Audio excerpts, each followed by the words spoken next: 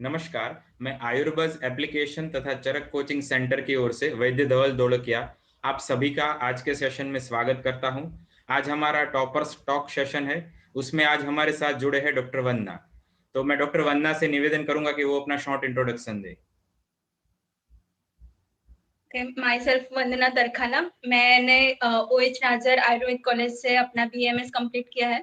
फिर 1 year internship भी वहां से कंप्लीट की थी। फर्स्ट अटेम्प्ट मैंने अपनी इंटर्नशिप के दौरान दिया था और अभी जो इस साल दिया है वो मेरा सेकेंड अटेम्प्ट है। ओके, आपका और इस साल रैंक कौन सा है? मेरा ऑल इंडिया रैंक 181 और कैटेगरी रैंक है 72। ओके, आप अपनी जो थ्रू आउट ये पीजी की जर्नी है वो थोड़ी शेयर कीजिए। तो मैंने अपना फर्स्ट अटेम्प्ट इंटर्नशिप के दौरान दिया था। तब मैंने मतलब मेरा बेस क्लियर था, संहिता और ये सब मेरा अच्छी तरह से हो गया था। पर उस साल मेरा हो नहीं सका। अराउंड 3000 रैंक था मेरा ऑल इंडिया रैंक और कैटेगरी रैंक अराउंड 2000 समथिंग था। तो फिर मैंने वो जो मुझे पता था कि मुझे जो चाहिए वो ब्रांच नहीं मिलेगी। फिर वो जो काउंसलिंग है उसमें मैंने पार्टिसिपेट नहीं किया था। फिर इस साल मैंने चरक कोचिंग क्लास ज्वाइन किया और धवल सर के गाइडेंस के अंडर में इस साल अच्छे से हो गया सब। बेसिकली जो फर्क रहा पिछले साल और ये साल, वो एग्जैक्टली फर्क क्या था? आपने अपनी तैयारी में कौन कौन सी चीजों जो है वो ऐड की, या फिर कौन कौन सी जो गलतियां है उसको आपने सुधारा? उस टाइम वो इंटर्नशिप के साथ था तो इतना टाइम नहीं मिलता था मुझे। वो थोड़ा शेड्यूल और टाइमिंग का प्रॉब्लम था।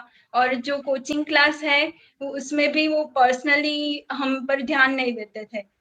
तो वो थोड़ा दिक्कत वाला था। तो इस साल मैंने वो कोचिंग चेंज किया है और जो टाइमिंग प्रॉब्लम है उसमें वो मैंने जॉब नहीं की पूरी साल, सिर्फ हम्म। पढ़ाई की है। और इसके लिए मुझे पूरा टाइम मिला है, पूरा थ्रू आउट 8 मंथ समथिंग। दिसंबर से मैंने स्टार्टिंग किया था तो वो टाइम वाला भी प्रॉब्लम नहीं रहा और वो गाइडेंस वाला भी प्रॉब्लम नहीं रहा। यस, इट मीन्स के अगर कोई हाफ हार्टेड एफर्ट देता है या फिर किसी चीजों को साथ में मिक्सअप करके एफर्ट देता है तो उसका रिजल्ट भी ऐसा ही आएगा। आपने यहाँ पे फुल्ली एफर्ट लगाया तो आपका रिजल्ट भी जो आप चाह रहे थे वैसा ही आया। हाँ ठीक है सर। ना? हाँ। हाँ, आपने अपनी जो प्रिपरेशन की जो जर्नी है उसके दौरान टाइम मैनेजमेंट वगैरह कैसे किया? क्योंकि बच्चों को सबसे ज्यादा जो प्रॉब्लम रहता है वो टाइम मैनेजमेंट का रहता है, सभी चीजें वो एक साथ कर नहीं पाते हैं। स्टार्टिंग में मुझे भी थोड़ा प्रॉब्लम होता था। दिसंबर से मैंने स्टार्ट किया था तो वो जो बेसिक संहिता थी जिसे मैंने बराबर पढ़ा था एकदम अच्छे से, उसे भी मुझे एक चैप्टर करने के लिए पूरा 3-3 घंटा ऐसा लग जाता था। इतना सारा टाइम जाता था और थोड़ा पूरा दिन पढ़ना ही था और ये भी पता नहीं था कि एग्जाम कब है। तो थोड़ा फोकस यहाँ वहाँ हो जाता था। फिर एक डिसिप्लिन आया और वो जो थोड़े थोड़े इम्प्रूवमेंट लाते गए और 1 महीने के बाद में अपने आप को देखती थी तो मुझे ऐसा लगता था कि मैंने अभी जो मैंने पढ़ा है उसके अकॉर्डिंग तो मैं अगले 1 महीने में तो कुछ पढ़ा ही नहीं। इतना चेंज आ जाता था मेरे में। ले, अ, फिर जो लास्ट जो कुछ 4-5 महीने थे उसमें तो वो फिर वो फोकस वाला प्रॉब्लम नहीं रहा था, स्टार्टिंग में था। पर वो फिर डिसिप्लिन और वो फोन साइड में रख देना, वो सब कर करके वो हो जाता था। और वो जो सोशल मीडिया और वो है वो हम्म। मैंने 1 साल तक यूज ही नहीं किया कुछ भी। और जो मेरे बढ़िया। फ्रेंड्स थे उसे वाला और वो भी सिर्फ वो 5 फ्रेंड थे मेरे, मैं उनसे ही बात करती थी। कोई मेरे कजिन या मेरा सगा भाई है, मैंने पूरे 1 साल तक उससे भी बात नहीं की। तो वो सिर्फ वो फोन वाला जो है एडिक्शन और ये सब, वो सब साइड हम्म। में हो गया। फिर बाकी मतलब जो जो सोशल मीडिया वगैरह है वो एक हडल की तरह भी काम करता है कई बार। हाँ। ओके, रीडिंग और रिवीजन के लिए आपकी मेथड क्या थी? आपने सभी सब्जेक्ट की पढ़ाई वगैरह कैसे की? कौन कौन से सब्जेक्ट किस तरह से पढ़े? रिवीजन के लिए आप क्या करती थी? रिवीजन आप मंथली करती थी, आखिर में करती थी, किस तरह से आपकी खुद की मेथड क्या थी उसमें? मतलब कोचिंग क्लास में क्या था कि पूरा दिन जो सिलेबस आता था उसको रात में टेस्ट दे देती थी, जो डे वाइज एक एक चैप्टर या दो दो चैप्टर के थे, ऐप में ही थे वो। और फिर वो जो वीकली टेस्ट थे वो, तो वीकली टेस्ट में मेरा ये रहता था कि संडे को 6 बजे तक मुझे वो टेस्ट देना ही है, कुछ भी हो जाए 6 बजे के बाद नहीं जाना, वरना क्या एक वो प्रोक्रास्टिनेशन जैसा आ जाता है कि नहीं कल दे देंगे, उसके बाद दे देंगे, ऐसा हो जाता है। पर वो टाइम लिमिट फिक्स थे कि संडे के 6 बजे के बाद वो टेस्ट देना ही है, 6 बजे टाइम लाइन थी। और वो एक वीक में मुझे एक सब्जेक्ट कंप्लीट करना है, तो उसके अकॉर्डिंग मैं डिवाइड कर देती थी कि ये पोर्शन है मुझे आज पढ़ना है, तो 2 से 3 घंटे मैं सब्जेक्ट पढ़ती थी।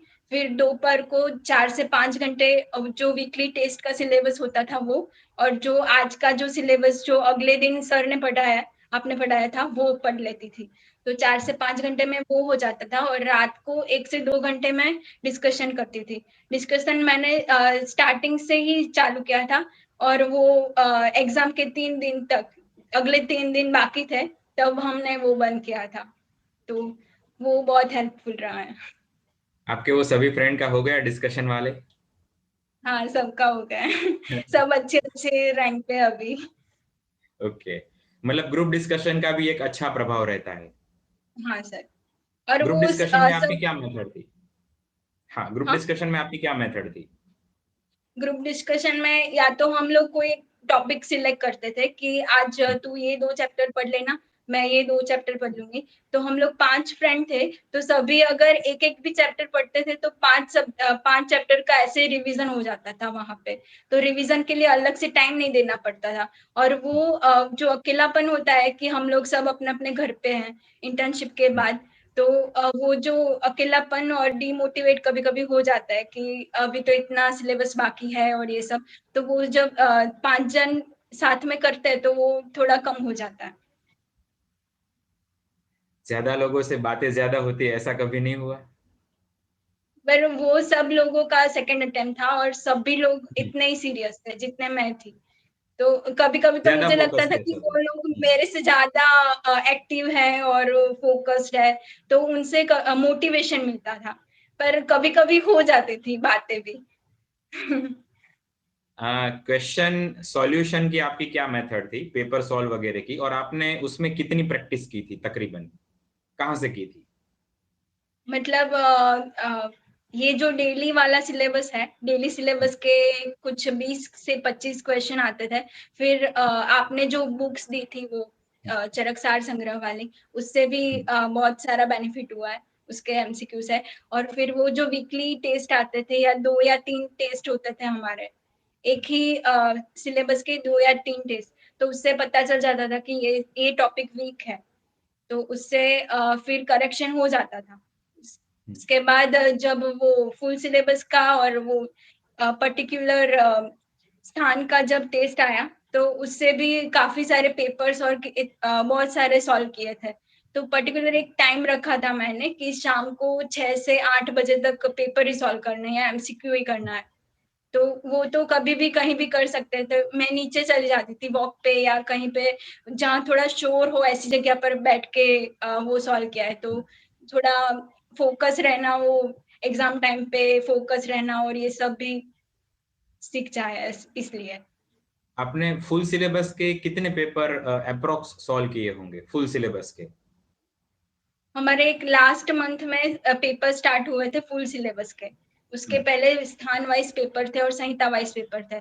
तो वो लास्ट मंथ में 3 पेपर सॉल्व करने होते थे, 2 फुल सिलेबस और एक संहिता वाइज। तो वो हम्म। सभी संहिता वाइज में मेरा थोड़ा ऐसा वैसा था कि वो बाकी रह गए थे मेरे। पर जो फुल सिलेबस के जो पेपर थे ना, वो सभी मैंने अटेंड किए हैं, और पर उससे डे आप बहुत 3 फायदा करते भी थे? हुआ है। दो पर डे के दो आपने पेपर। तीनों के तीनों की थे? हाँ हाँ।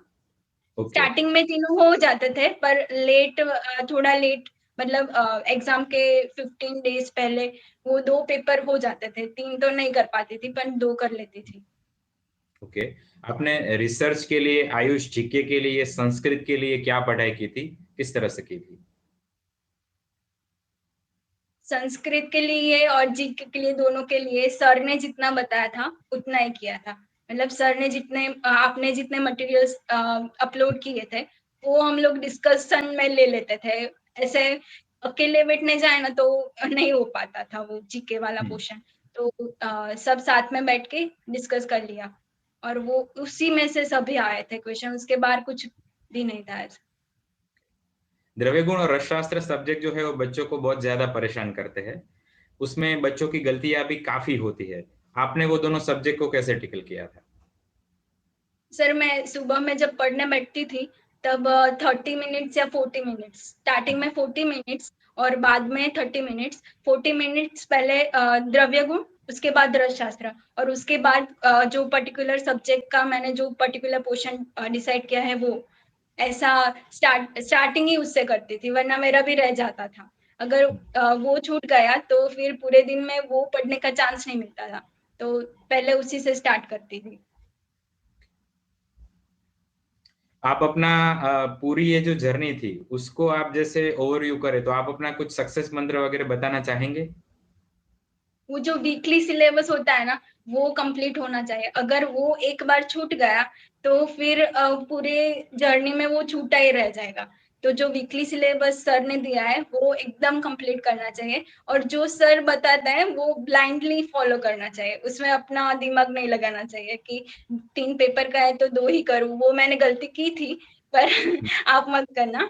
और कभी-कभी ऐसा आता है कि ज़ोन आउट हो जाता है, कभी-कभी हमें ऐसा लगता है कि पढ़ना ही नहीं है आज, या 2-3 दिन से ऐसा लगता है कि मैं पढ़ रही हूँ पर मुझे कुछ याद ही नहीं हो रहा है। तो उस टाइम पे हाफ मतलब 3 से 4 घंटे के लिए ब्रेक लेना चाहिए। तो वो जो स्ट्रेस है थोड़ा कम हो जाएगा, और नेक्स्ट डे से जब हम पढ़ने लगते हैं तो वो फोकस हो जाता है। वरना हम फोर्स करने लगते हैं अपने आप पे कि नहीं, क्यों नहीं पढ़ा जा रहा, क्यों नहीं पढ़ा जा रहा, तो वो दूसरे 3-4 दिन ऐसे ही ले लेगा। या तो फिर अपने कोई फ्रेंड या सर से बात कर लेनी चाहिए। मैं ऐसा ही करती थी, मुझे जब बहुत टेंशन आता था तो मैं पहले अपनी फ्रेंड से बात करती थी, और उससे भी मेरा रिलीफ नहीं होता तो मैं सर से बात कर लेती थी। तो वो थोड़ा मोटिवेशन मिल जाता है और फिर हो जाता है ऐसा।